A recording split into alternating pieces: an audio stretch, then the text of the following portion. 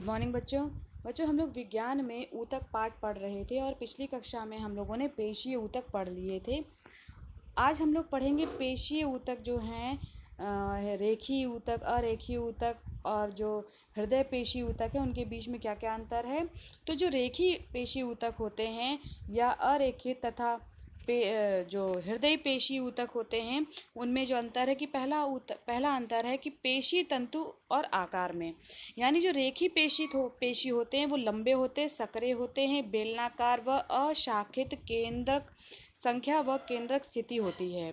अरेखित में लंबी तर्करूपी सिरे पर नुकीली अशाखित होते हैं। जो हृदय पेशी होते हैं वो बेलनाकार शाखित अंतर्विष्ट पट्टियां पाई जाती हैं। जो रेखीय पेशित होते हैं बच्चों बहुकेंद्रीय केंद्रक परिधि की ओर होते हैं और अरेखित में एक केंद्रीय होता है यानी केंद्रक मध्य में होता है। हृदय पेशी में भी एक केंद्रीय होता है यानी कि केंद्रक जो है वो मध्य में होगा। रेखीय पेशित में एकांतरित हल्की व गहरी पट्टियां होंगी, लेकिन अरेखित में हल्की व गहरी पट्टियां अनुपस्थित होती हैं। जो हृदय पेशी होती है उसमें धुंधली पट्टियां होती हैं। रेखीय पेशित में ये हाथ पैर आदि में अस्थियों में जुड़ी होती हैं। जो अरेखित पेशी होती है वो खोखले अंतरांगों की दीवार में, हृदय पेशी में केवल हृदय की भित्ति में होती हैं। नेक्स्ट है बच्चों ये प्राकृतिक, ये ऐच्छिक होती हैं यानी कि इच्छा के अधीन होती हैं। जो अरेखित होती हैं वो अनैच्छिक होती है तथा हृदय पेशी भी अनैच्छिक होती हैं, यानी कि ये मनुष्य के इच्छा के अनुसार कार्य नहीं करती हैं।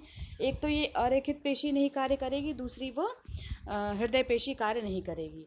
अब हम लोग पढ़ेंगे कि तंत्रिका ऊतक क्या हैं। इनको बच्चों तंत्रिका ऊतक को नर्वस टिश्यू भी कहते हैं। तो उद्दीपनों के प्रति अनुक्रिया प्रदर्शित करने की क्षमता सभी जीवित कोशिकाओं में पाई जाती है, लेकिन तंत्रिका तंत्र की कोशिकाएं इस कार्य हेतु विशिष्ट रूप से अनुकूलित होती हैं। इनमें उद्दीपनों को ग्रहण करने तथा इस उद्दीपन सूचना को शरीर के एक भाग से दूसरे भाग तक बड़ी तेजी से संचारित करने की जो विशिष्ट क्षमता होती है वो तंत्रिका ऊतक में होती है। जैसे हम आपको बताएं, जैसे आपको कभी पिन चुभ जाती है तो अचानक से आप उधर से हाथ हटा लेते हो, या गर्म चीज़ में आपका अगर हाथ लग जाता है तो आप तुरंत हटा लेते हो। तो ये जो स्टिमुलस है, ये जो उद्दीपन है, आपको जो गर्म चीज़ या नुकीली चीज़ से मिला है और उसके बाद जो प्रतिक्रिया आप ले रहे हैं, यानी कि जो आपको जो अनुक्रिया दे रहे हैं आप, तो वो जो पूरी जो प्रोसेस कहलाती है ये आपका रिफ्लेक्स रिएक्शन कहलाती है। लेकिन ये किसके द्वारा हो रहा है बच्चों?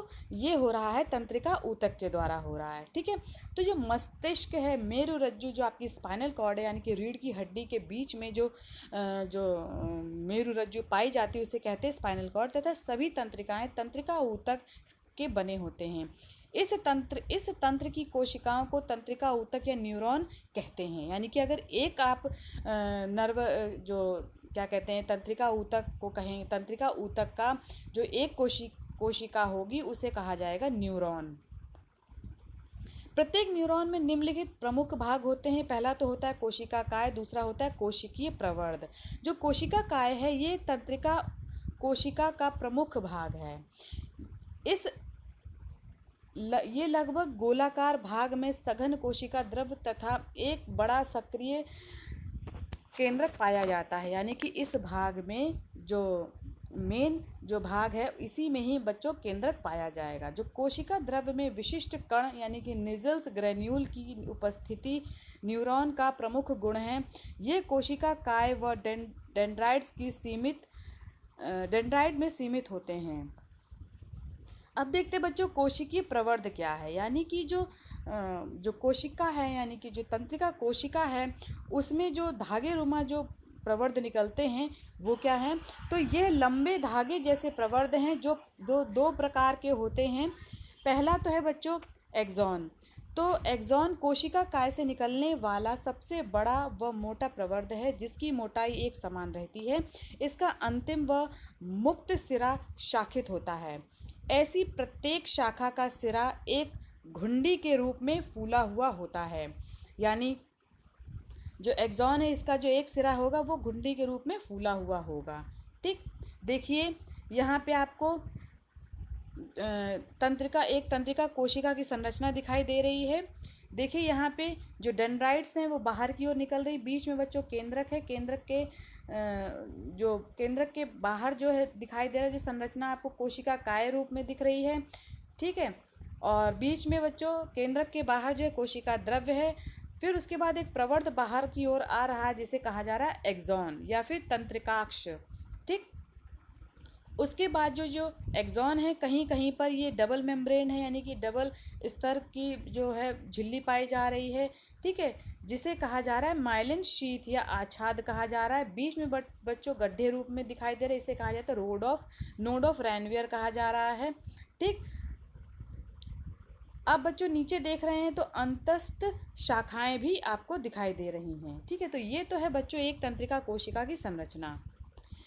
यह सिरे किसी एक न्यूरॉन के डेंड्राइट से संबंधित होते हैं।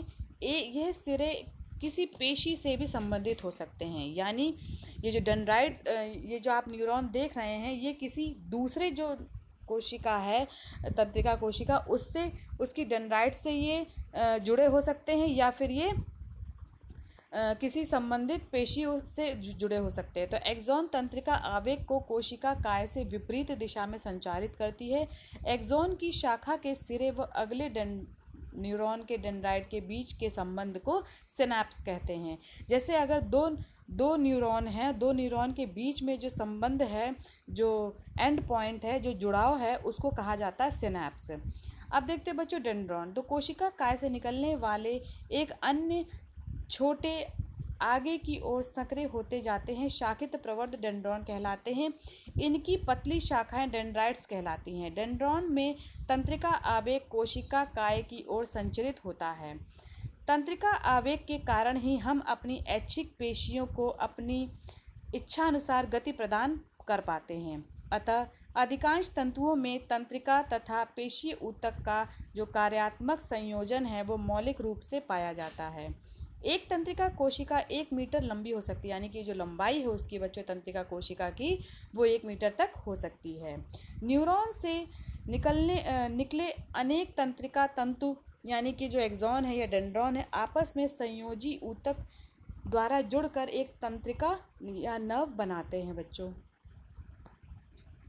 अब बच्चों एक पॉइंट है कि कुछ एक्सॉन पर लिपिड पदार्थ का एक आवरण यानी माइलिन शीथ पाया जाता है। ये आवरण सतत नहीं होता है, यानी कि कंटिन्यूस नहीं होता है। आवरण विहीन बीच बीच के भाग नोड ऑफ रैनवियर कहलाते हैं। इस प्रकार का एक्सॉन मेड्यूलेटेड तथा आवरण सहित नॉन मेड्यूलेटेड कहलाता है, ठीक।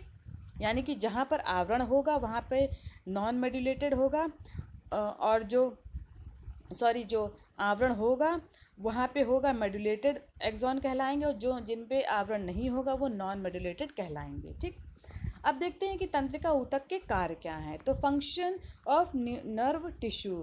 तंत्रिका ऊतक का जो प्रमुख कार्य है बच्चों की तंत्रिका कोशिकाएं वातावरण में होने वाली क्रियाओं से संवेदनाओं को ग्रहण करती हैं। जो भी आपके वातावरण में संवेदनाएं हो रही हैं किसी भी प्रकार की, जैसे आपको क्या कहते हैं कभी कोई चीज़ चुभ जाती है, या आपको सुनाई दे रहा है, आपको दिखाई दे रहा है, ये सारी जो या आपके शरीर में कोई चीज़ टच हो जा रही है, ये सब जो आवेग हैं या संवेदनाएं हैं ये आपको तंत्रिका कोशिका के द्वारा ही पता चलती हैं। ये ऊतक जंतुओं के शरीर में होने वाली विभिन्न जैविक क्रियाओं पर नियंत्रण रखता है। तो ये थे बच्चों तंत्रिका ऊतक तथा उनके कार्य। बच्चों इस आज के टॉपिक में जो भी आपको समझाया है, अगर आपको कहीं पे परेशानी हो रही है, समझ में नहीं आ रहा तो आप ग्रुप में डाल के पूछ सकते हैं। धन्यवाद बच्चों आज की कक्षा के लिए।